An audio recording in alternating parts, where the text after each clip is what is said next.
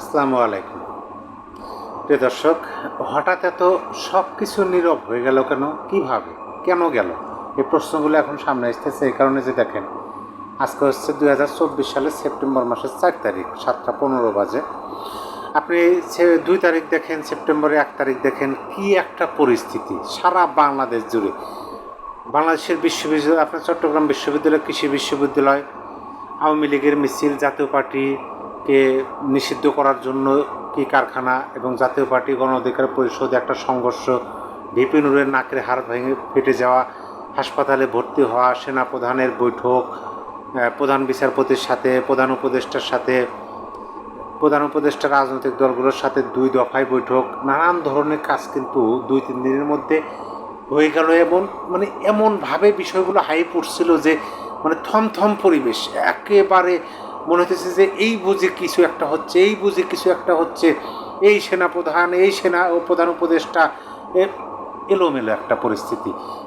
কেউ বলতেছে গুজব, কেউ বলতেছে না কিছু ঘটতেছে, কিছু ঘটতেছে, বড় কোনো কিছু ঘটতে যাচ্ছে।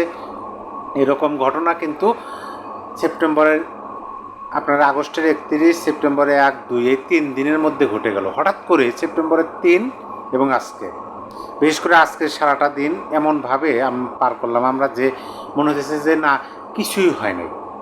অথচ একদিন আগে যে ঘটনাগুলো ঘটে গেল, একদিন পরেই কিছুই হয় নাই, এরকম একটা পরিস্থিতি। মানে একদম নীরব, চুপচাপ, শ্মশানের মতো।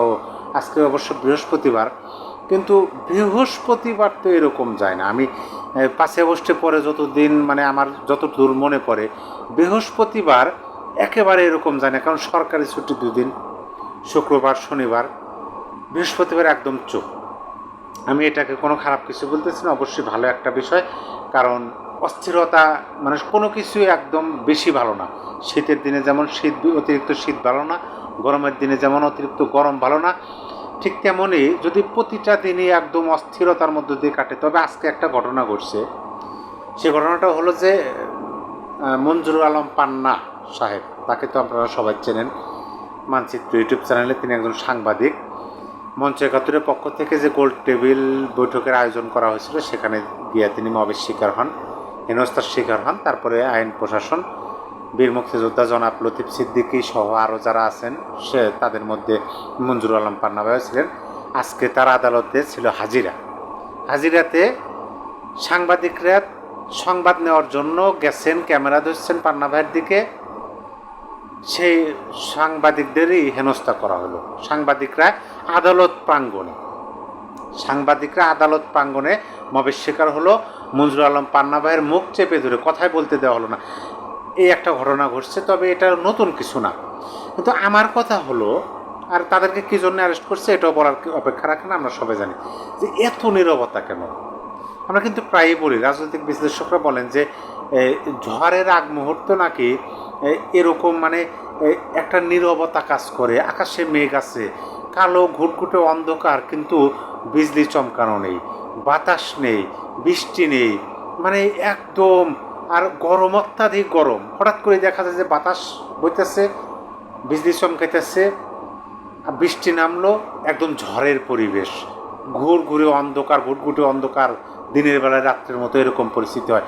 সেরকম কিছু হচ্ছে কিনা, কারণ আমরা তো এটাও দেখলাম যে আপনার সেপ্টেম্বরের 2 তারিখ 3 তারিখ প্রধান উপদেষ্টা স্বয়ং নিজে তিনি সতর্কবার্তা দিলেন।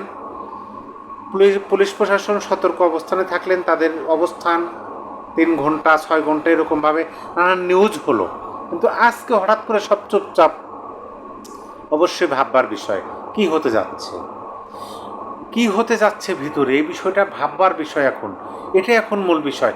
আমার মনে হয় যে রাজনৈতিক বিশ্লেষকরা তাদের কথাবার্তা শুনলাম, অতীতের কথা এখন আসতেছে নতুন করে আজকের দিনের কথা।